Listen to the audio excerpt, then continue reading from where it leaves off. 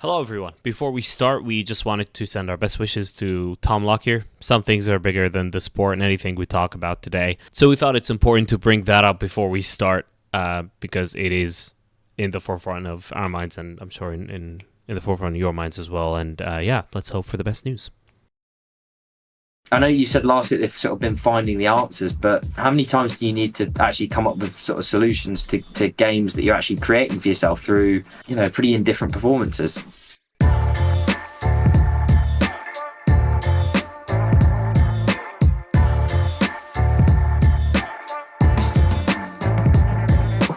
Hello, and welcome back to Just Another Football Podcast. Straight away, I'm sorry. A wise man once said, beware hubris. One must beware hubris. There was way too much of it last episode. And Liverpool, despite having the most shots on record for them in a single Premier League game since 2003-04, and the fifth most out of any team in any Premier League game since 2003-2004, we could have played 5 more games that same way, and we wouldn't have scored a single goal. George and Harry are here with me to probably pile on the misery. George's Chelsea have finally won a football match. Harry's Arsenal have won their game against Brighton and avoided the banana skin and are now top of the league. Harry, congrats. Cheers, mate. I put a lot into that, so I'm delighted to find us on top of the table. Yeah, great weekend. Loved every second of it. Definitely. I would imagine so. Michael Elise scored a last-minute penalty to condemn Man City to a 2-2 draw. It's the annual wild Crystal Palace result for Man City. So here we are. Arsenal top pole position ahead of the JAFPDerby this coming Saturday. Is it the Saturday or the Sunday? Yeah, Saturday. Sunday's Christmas Eve, actually, where there's a game, I think, for the first time. Is there? Chelsea are in taking me up. The football calendar is this congested. They play at Christmas Eve now. Yeah. I can guarantee you, actually, in bonkers. a couple years' time, when the Champions League has its new format and teams will have to endure 8 Champions League games in half season, there will be Christmas Day games. That's a really good point. Neither Wolves or Chelsea are in any European competition. Is Chelsea? Is it Chelsea playing on Tuesday? Tomorrow. Today when this is released. Yeah, but even then, it's Saturday. There was no reason. Tuesday, there was no rhyme or reason for it. They literally just wanted to have a game on Christmas Eve. There wasn't any more to it than that. Bonkers. Absolutely bonkers. Absolutely bizarre. So we'll cover that in some sort of depth, actually. I want to talk about the MLS. It was a tragic week. I had a bad week. MLS has had a tragic... You enjoyed last weekend too much. I did. I even played bad in fantasy. Today, when I was making lunch, I cracked an egg and it dropped. And the egg cracked open on the kitchen floor. It's that sort of week. Yeah. So awful. MLS has had an awful week. The new Club World Cup format is announced, and that's not great either. It's been one of those. So we'll discuss as much as we can about the bad football news of the week, and we'll try to reason with it. MLS, of course, being part of that towards the end. So if you don't want to listen to MLS talk, if you're UK based, you might want to, because MLS is dying. MLS is absolutely dying. Okay, United, Liverpool. I've never been as sure we're not going to win 60 minutes into a game between these two. I will say I didn't watch us lose to them last season at Old Trafford when we lost 2-1. I didn't watch that game. So this was the first time in ages against United where I'm like, it's not working and we're not going to win. Despite this being probably our best, we being on the best trajectory and them being on the worst in all of that run. I think. Yeah. What did you guys make of it? What is it more of Liverpool being awful, or United just coming in with a game plan and executing it basically? Because I don't know. Well, I predicted a week earlier that they'd beat you based off passion and being Man United. I think it's just that. I think yes, there was obviously a game plan to just soak up the pressure. Beyond that, going forward, they were absolutely tragic. They were worse than yourselves in terms of patterns of play, final balls. They seemed to panic as soon as they got into your half. So it was just let's just not concede, mentality, and apart from that, they had nothing really going forward. So I don't know. Maybe they were just switched on for 90 minutes. I guess that can happen defensively. Dalot played really well. I don't think Liverpool need to worry too much, really. Obviously, when Salah's not firing, that's a worry. But it was just a performance by Man United where clearly they wanted to get a point out of this game, and they did everything they possibly could in order to do so. It was a really boring game, wasn't it? It was a really poor quality, shocking, boring game.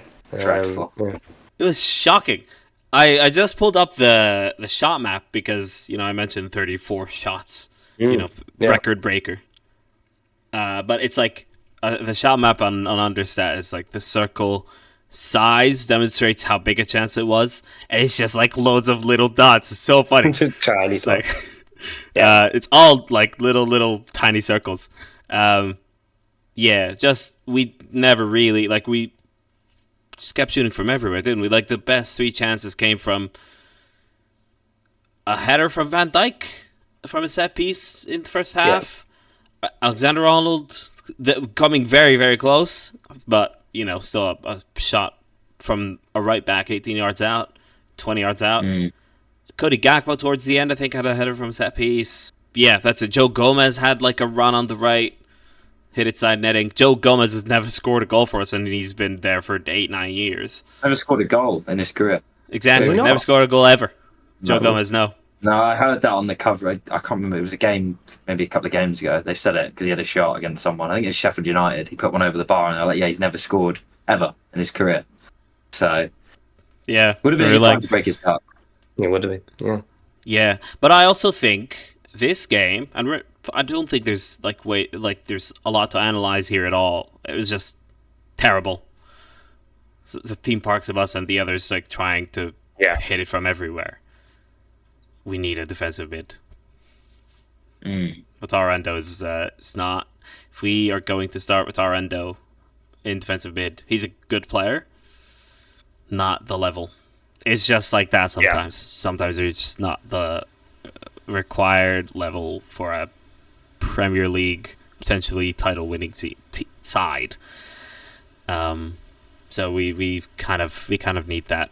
And the other thing, which George, you mentioned it. When we were watching, we were kind of live chatting on WhatsApp, and you said the inverted Trent thing is, I'm just not buying it, and I agree.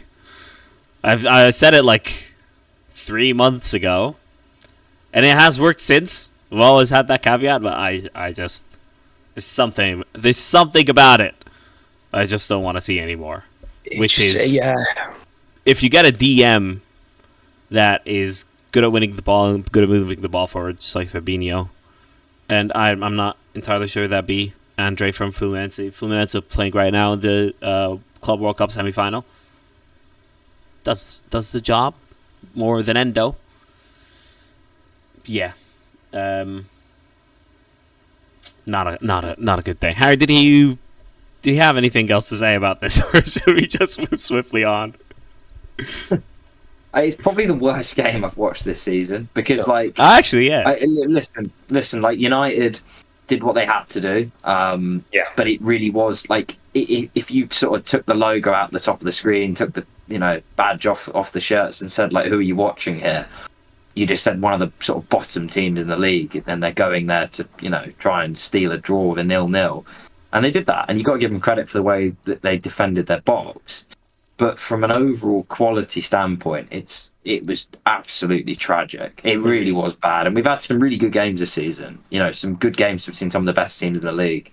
And this just wasn't anywhere near the standard you expect from either team.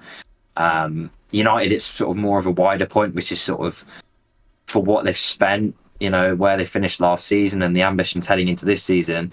And yes, I know the injury list is sort of as long as your arm, but let's be honest, even when they've had players fit, they've not been turning in performances much better than actually kind of what we saw yesterday.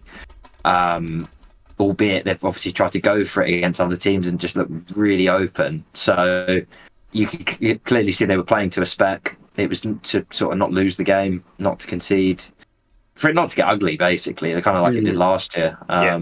And Liverpool were really poor. I mean, I'll ask you, Ali, Liverpool this season, how many times do you honestly think you've actually played well over the course of 90 minutes? You sort of, because it's interesting, right? I was thinking about it from an Arsenal perspective, and I'll sort of come to that in a bit, maybe. But yeah, I've watched Liverpool probably more times away from home. I think I said this on a podcast, maybe even last week, that I've not really watched them at Anfield because they've not been on telly at Anfield. Exactly. So a lot of the games I've watched them have been away from home, and it's been really bits and pieces performances where they're not getting beat, and you have to give them credit for that. But you're sort of scratching your head as to how they've actually managed to avoid defeat as many times as they have, certainly away from home. Yeah. So, my perception of them probably influenced by that, just because the games have been televised.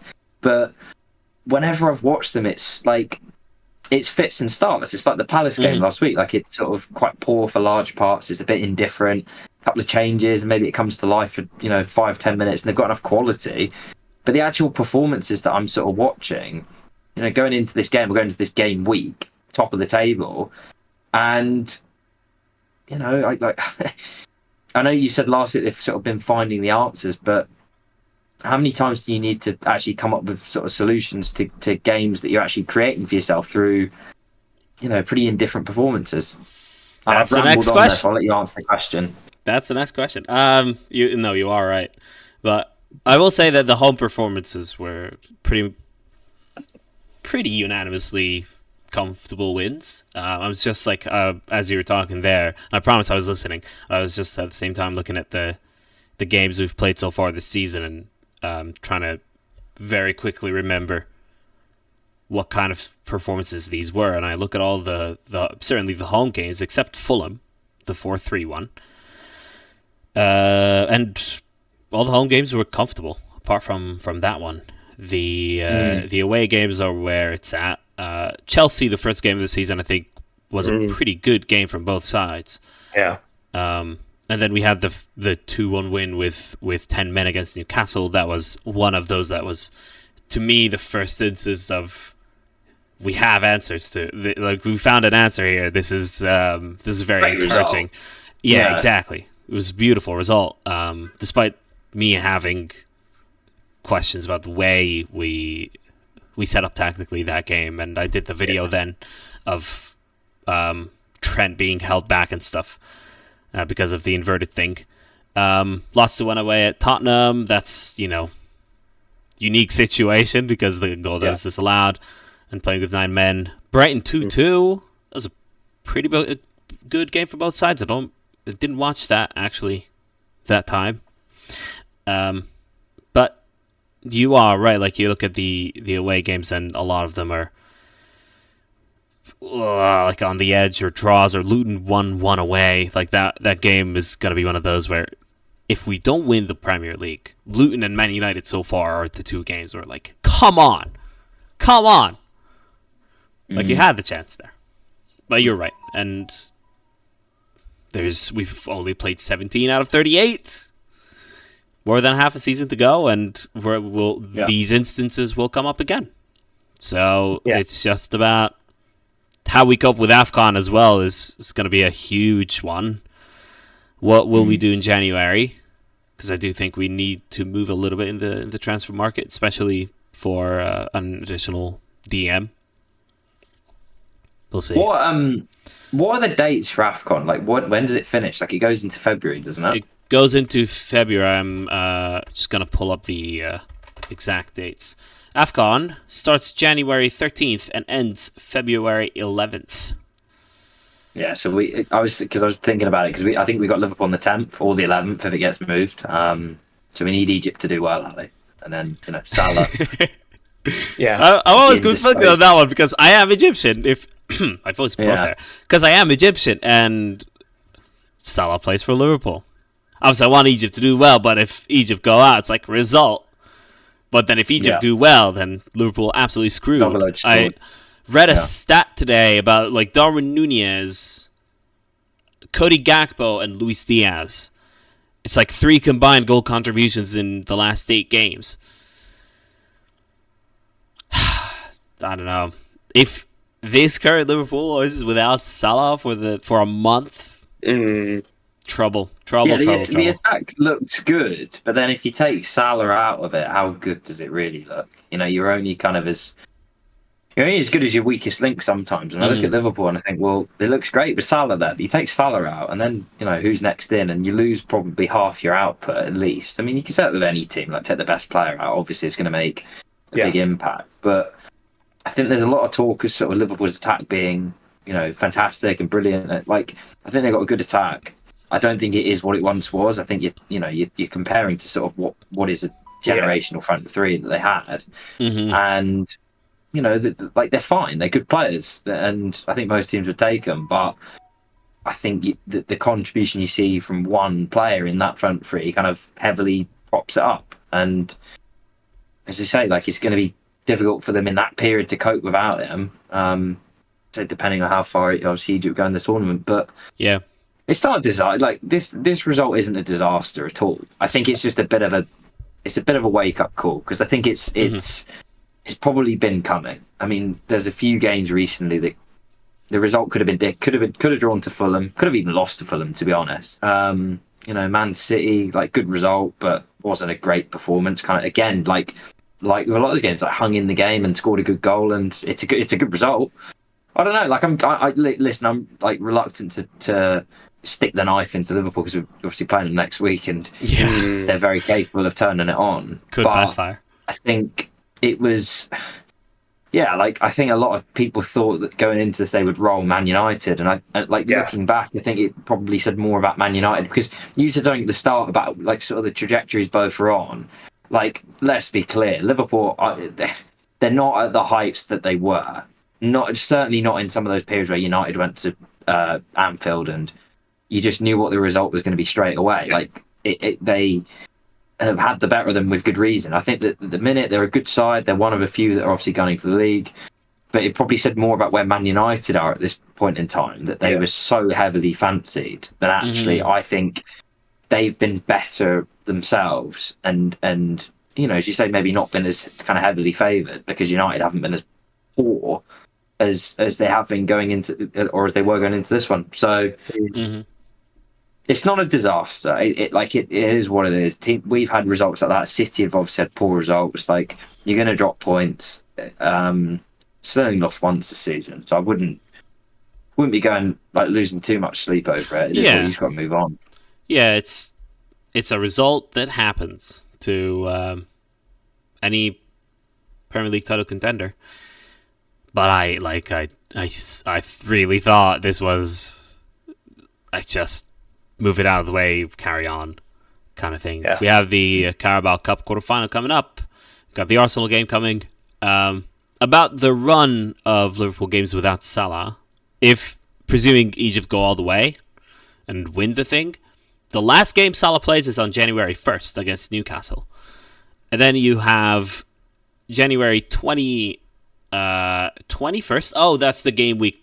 Game week 21 is the game week where the winter break happens. So half the teams play one weekend, half the teams play the other. So January 21st away at Bournemouth. Great form at the moment. Liverpool-Chelsea on January 31st. So there's a 10-day gap there.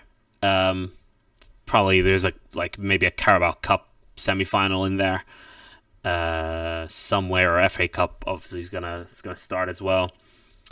Arsenal away on February 3rd. Oh, it's the 3rd. I thought it was the 10th for some reason. But yeah, there you go. No. They probably missed that one, hopefully. Well, probably. Nice. If Egypt are going to do any good, then you better believe Salah's going to miss it. Yeah. Good. And then February 10th, Liverpool-Burnley. And when did it end again? It ends February 11th. So he'll be back for away at Brentford. Oh, boy. I don't know. From I was so positive one week, and now I'm just straight back down to earth. Okay. Well, Aston Villa won their 25th game of the calendar year, which is a record for them.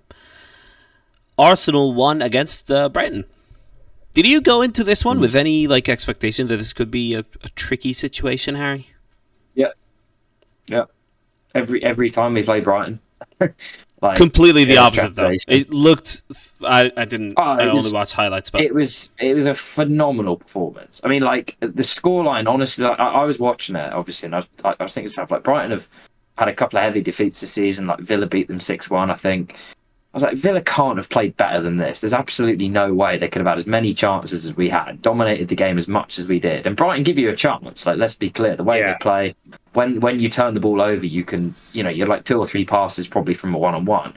So they do play with an element of risk. But it was, this was the first game they haven't scored in this season, which, it's a testament to sort of the way that we not defended necessarily, because we didn't have to do a lot of defending. We actually had a lot of the ball. Brighton obviously passed it around the back a lot, but they weren't having the ball anywhere they could score from, really. And bar one chance in the 85th minute for Pascal Gross, which he should score. And had he scored, I'd be sat here. It'd be a totally different conversation. It'd probably be similar to the Aston Villa one, where it's, we played great, but we should have absolutely battered them. Yeah. And we'd have been sitting there with a draw. So really good performance. Our last 2 home performances against obviously Wolves and then yesterday, we're getting better. The performance levels are getting better. I know obviously Luton ended up being a close game, but the keeper basically chucked 2 in his own net for us. I actually think we played all right and scored 4 goals. So you should be winning any game you score 4 goals in. Villa is a tough game, and it's annoying we lost it. I actually think that more than anything, more than that stupid handball just being ridiculous. I think we deserved a draw. I think that's the reason it's really frustrating. Because I think 1-1 wouldn't have flattered us at all. And then yesterday, Brighton we've really struggled against. This is a team that beat us 3-0 at the end of last season. Yeah. Which can't be sniffed at. I know obviously we were kind of on the beach having basically accepted the title was gone, but still to lose 3-0 at home to a side, they must have something about them, and played really well, just didn't really give them anything. It's just it's just taking chances. I think that's the only thing. You look at this and we had so many opportunities to make the game safe before we did, and even the goal that put us 1-0 up, it kind of is a bit lucky, really. It's their player that flicks it on, and obviously Jesus has an open goal and he puts it in. But it was he kind of needed something like that. The way we were, some of the attacks almost trying to walk the ball into the goal and just not executing the final pass, final shot, final action. You do start to get fearful, but really good win. Just what we needed, to be honest. A comfortable performance, dominated the game. And we're playing well at home at the minute. Our home form kind of slowly under the radar. Had a couple of dodgy results early, but we still haven't lost. We've beaten some good teams at home, and it's the bedrock to any title challenge. You look at the 3 teams at the top at the minute; they're all a little bit hit and miss away from home, but they're all unbeaten at home, and you expect them to win most home games they play. So yeah, good win, and obviously on to next week. Lovely, George. A win against Sheffield United to propel you to the heady heights of 10th. 10th into the top half. The top half. Do you genuine question? I'm not trying to make fun of anyone. No. But did you see any new things? Any signs of encouragement in any way? Or is it just Sheffield United?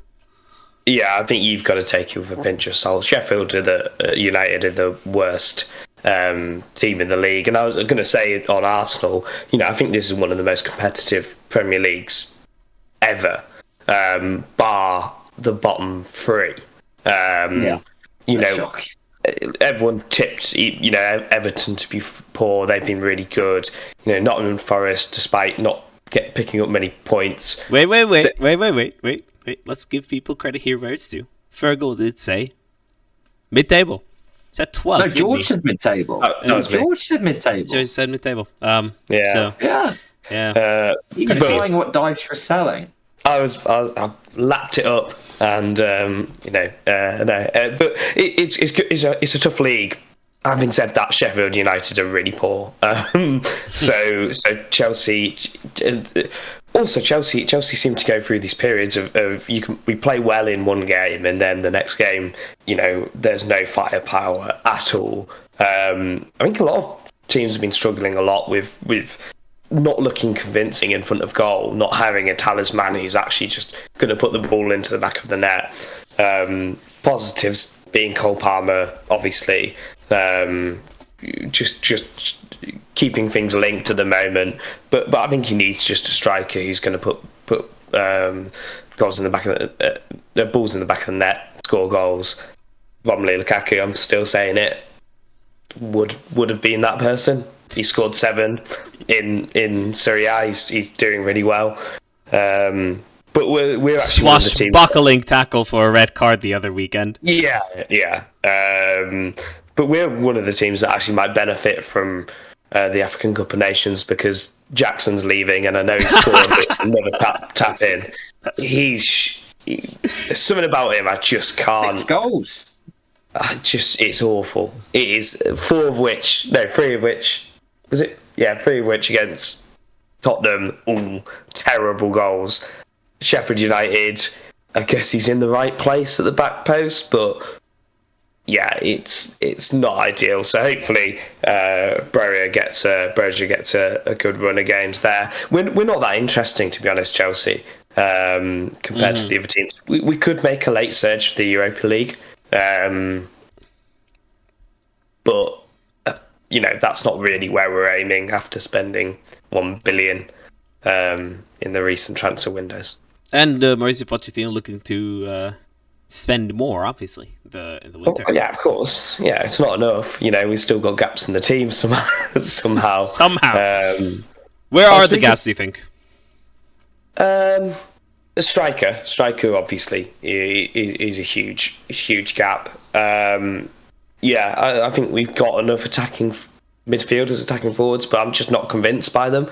Nkunku hasn't started a game yet. Yeah, exactly. In which case, I think obviously Mudryk gets dropped, and unless Nkunku plays up front, but I think he'll stick with Jackson and put Nkunku in behind and Palmer out wide with Sterling, which I massively prefer. The other problems are still in CDM. I'm not totally convinced with. I know he didn't play, but Fernandes is worrying me a little bit. I'd like to see Lavia into the team eventually, and then Thiago Silva needs to be phased out. It's really worrying that we're talking about changes to a Chelsea side that have spent so much, but that's the reality. We're not in a good position. These players can all grow because they're young, but they don't look great at the moment. I think here's the thing that Pochettino does that's confusing me a little bit, is that he plays 4-1-5 all the time. But like a double pivot structure that has Caicedo and Enzo Fernandez really has potential. Like, as ridiculous as that might sound right now, because both have had pretty terrible seasons so far, but it does have potential. Someone is like the scanner, the destroyer, Moise Caicedo, of course, and then Enzo Fernandez can be sort of more of a playmaker, someone that will move the ball on, has good vision, and can play it into the channels out wide, or Nkunku when he comes back and plays as a 10, potentially. Yeah. He can drop in. And Gallagher is kind of a good complement for them too, as a sub. But then I can see a 4-2-3-1 where, you play Caicedo and Enzo Fernandez as a double pivot, Nkunku in front of them as a second striker to Nicholas Jackson, and Palmer and Sterling out wide. This is good enough to play certainly much better than you have been. Mudryk isn't ready. It's good enough, though. I mean, good enough. You know, we're not title. I don't even think with that team we're going for titles. Oh, good enough to play better than this. I mean, not obviously not for this season is a write-off, right? But are you still in the Carabao? Still in Carabao. Yeah. To be honest, is it? No, yeah. Top four's out of the question. We're probably. I was just looking at the table. So yeah, we're probably looking at 6th. Spurs in 5th. Yeah. But I can see a lot of drop-offs. I can see a lot of teams up there, you know, that are getting points that in reality they shouldn't be. You know, Man United being a very clear example. West Ham have been poor. You know, I don't know how West Ham are in 8th. Their performances for me, apart from someone actually I'm going to mention later, they've been not great, and obviously Newcastle and Tottenham inconsistent. So yeah, I can see us getting up there, but it's not a great season. It's a bit of a write-off. Yeah. Who are you going to mention later? This is your time. It's Short King of the week. So. It's Short King, Ali. Yeah. All right. Cool. If that's the case, we're going to skip right ahead. Let's talk about the Champions League draw. It happened earlier on Monday. Now, I've seen both sides of great draw. These are really fun matchups, and this is shocking. This is the most boring Champions League draw of all time.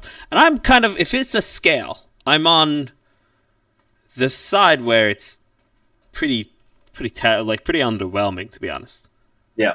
I don't know if it's because Liverpool aren't there and I'm just biased, or is it actually just like it doesn't look very good. But at the same time, I look at it and think, who else, like, apart from Liverpool, who else should be there to make it, like, better, I guess? Well, the thing is as well, like, all the teams, like, you can only be drawn against teams that didn't win their groups, right? So it's like, you know, PSG could have drawn someone better than Sociedad, even though I think Sociedad actually could give them a game over 2 legs. Like, okay, maybe PSG could have drawn us, or Man City, or I don't know, Barcelona. Like Bayern Munich, but like, that's what I'm saying. PSG could have drawn a better team, but like, Barca got Napoli, which is a pretty good, you know, that's a decent tie. But then the rest of them, it really is just like, you know, winner of the group versus second place team. Like, I don't know kind of what more. And I'm underwhelmed by it, but I think it's just more of a sort of general reflection of actually the groups going. And I have no kind of, I've not thought this through, so I'd have to go back through the years. But like generally, it feels like sometimes you get 2 good teams drawn in a group. Obviously, then one of them has to come second. Or like in previous years, maybe more good teams have actually not won the group; they come second. So then obviously, then they can be drawn against kind of one another in the round of 16. Yeah. On this occasion, if you went through all the groups, it felt like every team you expected to win their group, bar maybe PSG. I think other than them, every team you expected to win their group won their group. So it's tricky, right? I think the flip side to it, like being an underwhelming round of 16, is if the games go as you expect them to go, it's going to make a cracking sort of quarterfinals and onwards. Which is where it then comes into its own as a competition. It kind of becomes the European Cup again, right? Yeah. So I see both sides. Like if Arsenal weren't in it, like if Liverpool were playing Porto or Chelsea playing Porto and we weren't in it, I'd probably look at that and go, yeah, that's crap. Like the draw was that again. Like you could probably go through all those ties, and I'd feel confident predicting like 6 or 7 of them. You know, there's probably going to be one surprise. There always is, right? But really, you'd expect to go through those ties and be able to pretty confidently say who would win them. Bar maybe the Napoli Barca one, which is closer to 50-50. But it is underwhelming.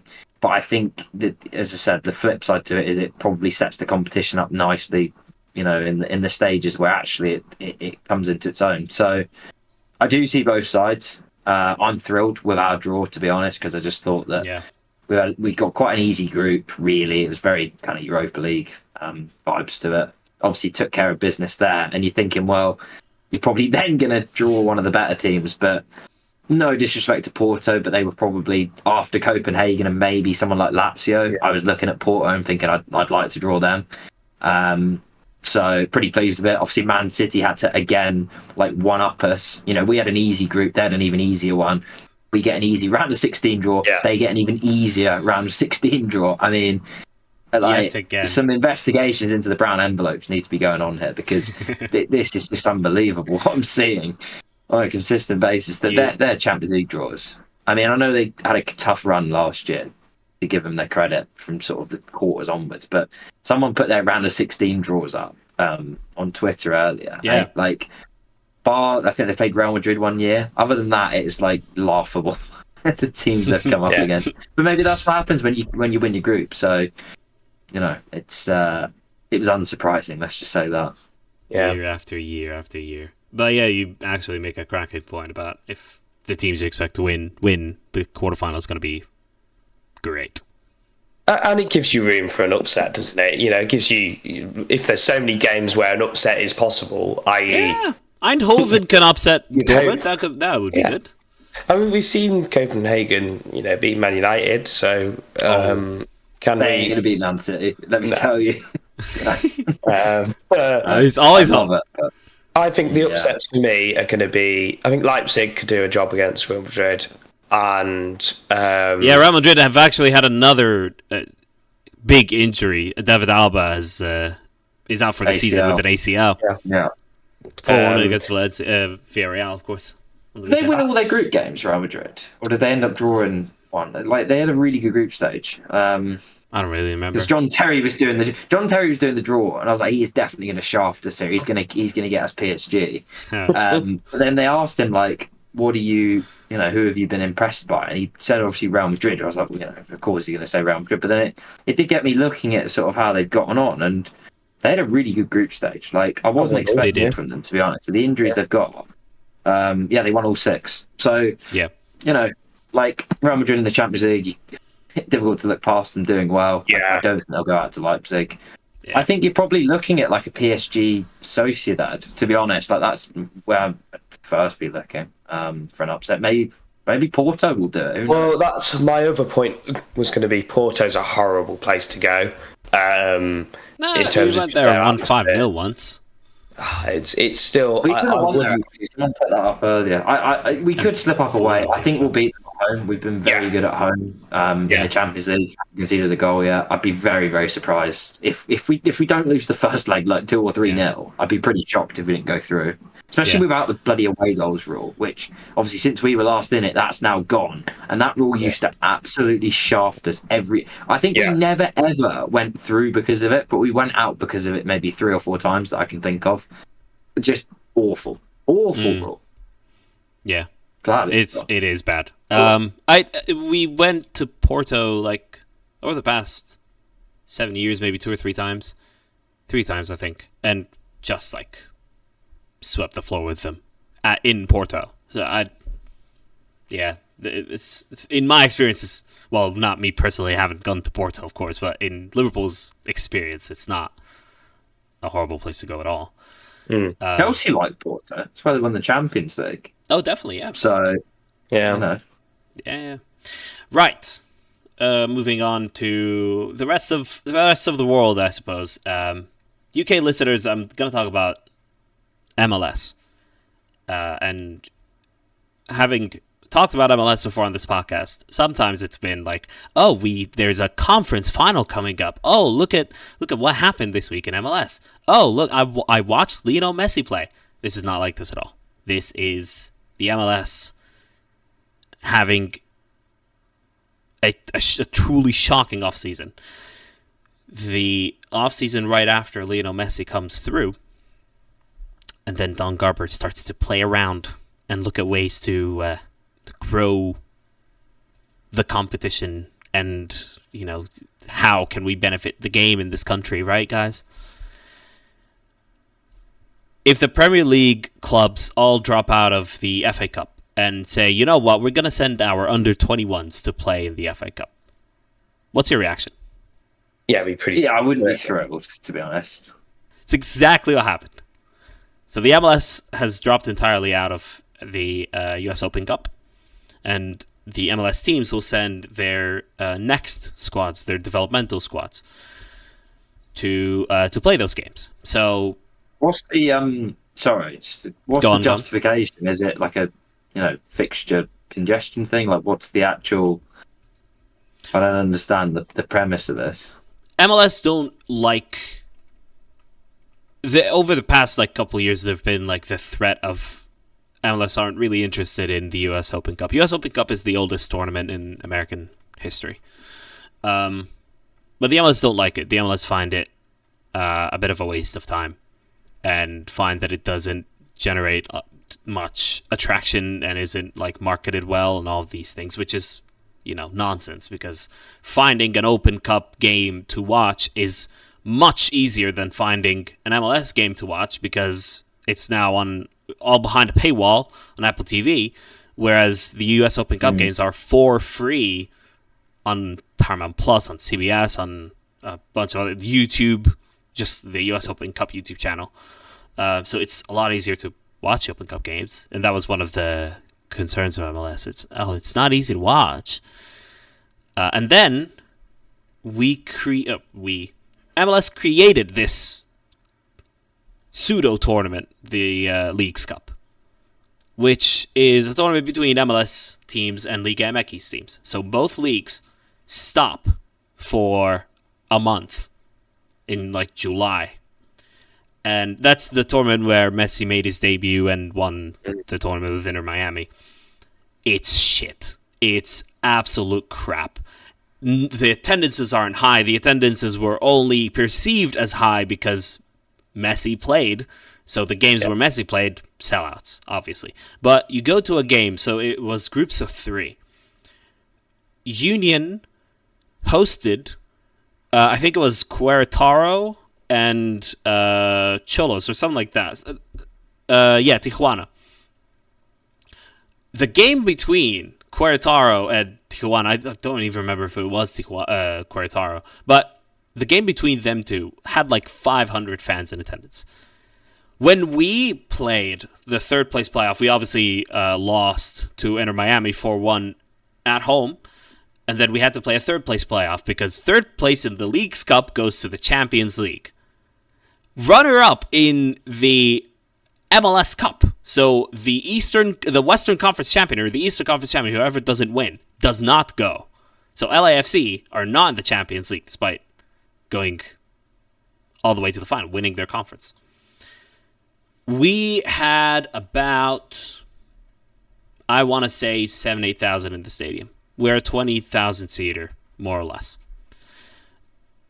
Yeah, so like awful attendances. The quality of football is like the Mexican teams aren't really like, what are we doing here? It felt like a lot of the time.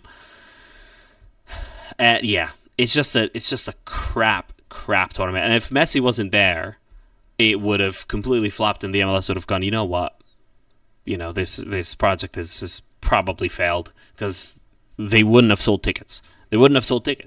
And there's now a real concern of, first of all, Champions League expanded, so the season will start in early February and end in December. Unheard of. So what they did was to withdraw MLS teams from the US Open Cup to reduce fixture congestion, basically. But what that will do to the lower division teams, who, you know, these games against MLS opposition are like a really good. So it's just like the English system. You know, if a lower league team plays a Premier League team at home, oh my gosh, that's what a source of income that is. Yeah, and that's just not going to happen anymore. Not popular, I presume. Probably the worst decision he made, and he made a lot of bad decisions. Roster building rules that are an absolute disgrace. You have teams that are capped at 22 players. You have 22 senior slots on your team in such a long season, an 11-month season, as I mentioned. Yeah. MLS Cup final is down. The viewership figures so far are 58% less than last season, because people just don't want to sign up to Apple's TV, and they signed up just because of Messi. And when Messi got eliminated, nobody watched anymore. Don Garber himself said that he hated soccer when he was asked to become commissioner. So what a week. What an amazing week for MLS. I just wanted to get that out of my chest. And if you've missed it, and you probably have, because who cares, right? But know that that's happening. And the way football is going at the moment, it may well happen soon in your country. With the Super League proposal, we saw the news. Barcelona and Real Madrid are set to be founding members of a 60-team Super League. So, that could be another thing that shifts it. New Club World Cup between June and July, a month long in preseason. Yeah, why not? Yeah, man, it's bleak.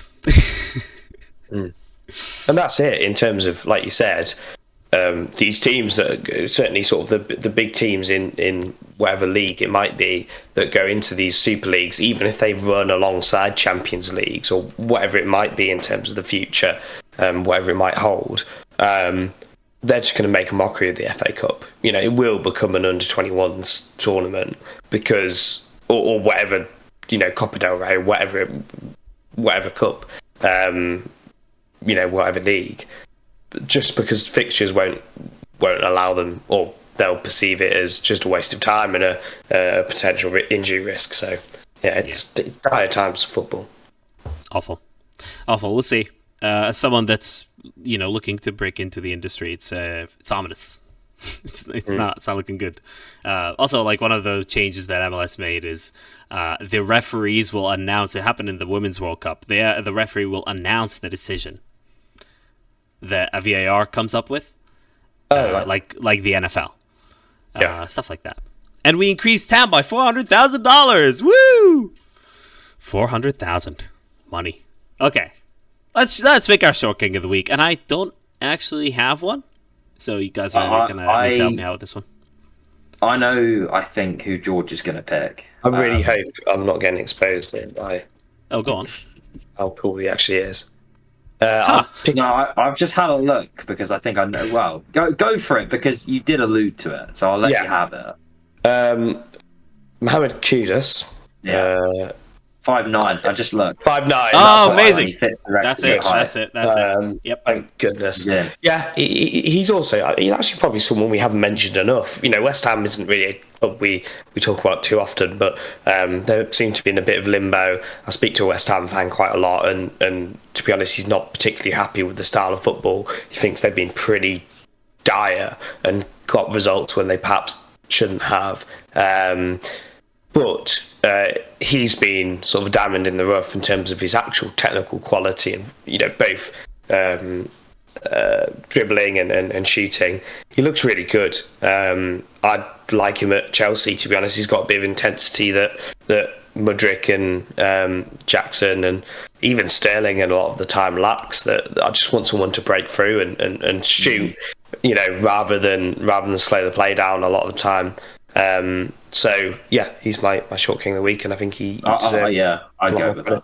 He West Ham have got some good players. I know that they have got some players that you look at. You got him, you got Bowen, you got Paqueta. They could easily be squad players and maybe more, to be honest, at some of the top 6 clubs.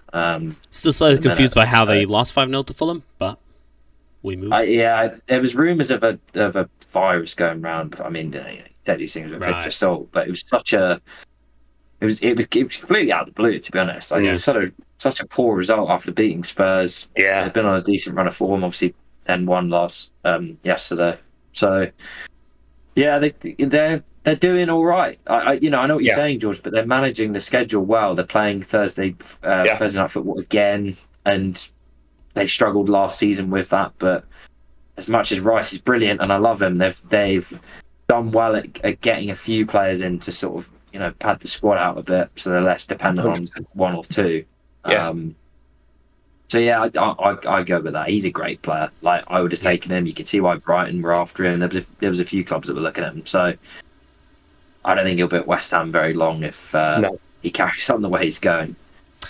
Linked with Liverpool before. Was he ever linked with Arsenal as well? I seem to remember that. Yeah, in the summer. Jones West Ham might be smart. But Mohamed Kudus, short king of the week. Congratulations. Well done. The Ghanaian wins it for the first time. I didn't know it was 5-9, so that's a really good pick. That well done, George. Yes. Okay, that'll be all. Take care of football in your country, guys, in whatever way you can. activism. Yeah. Or whatever. If you're listening out there and you're like, you work in an FA or whatever it is, just, take care of your sport. All right. Other than that, we'll see you next week. Have a wonderful time. We will meet after the Arsenal-Liverpool game. The Just Another Football Podcast derby. Christmas, actually, yeah. So yeah, Merry Christmas to everyone celebrating. Happy holidays to everyone. All together, why not? And we'll see you. Have a great time. Cheers. Goodbye. Good luck, Harry. You're gonna need it. Thank you. We'll need it as well, given the United result. Good God.